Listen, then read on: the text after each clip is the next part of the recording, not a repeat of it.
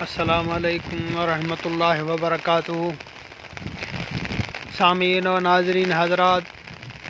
میں غلام محمد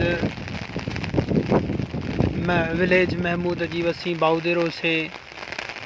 آپ کے سامنے پیش ہوا ہوں۔ ہمارے یہاں ولیج محمود حاجی وسیم باودیرو میں سیلابی صورتحال بن چکی ہے، اور یہاں پہ ہمارا جو آدھا گاؤں ہے وہ زیر آب ہو چکا ہے،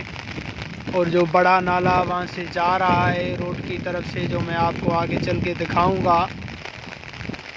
جس میں ہم نے پانی نکالا تھا وہ بھی آگے سے بند کیا جا چکا ہے۔ کہیں پہ پانی نکالنے کی کوئی جو ہے ہمیں جگہ نہیں ہے کہاں پہ نکال کریں پانی کا، اور یہ جو ہے ابھی جو بڑا نالا ہے وہ بھی بہت فل ہو چکا ہے، شاید وہ بھی ٹوٹ جائے گا۔ اگر ٹوٹے گا تو ہمارا گاؤں تقریباً پورا کا پورا پانی کے نیچے آ جائے گا۔ ہماری اثر و رسوخ رکھنے والے، استطاعت رکھنے والے اور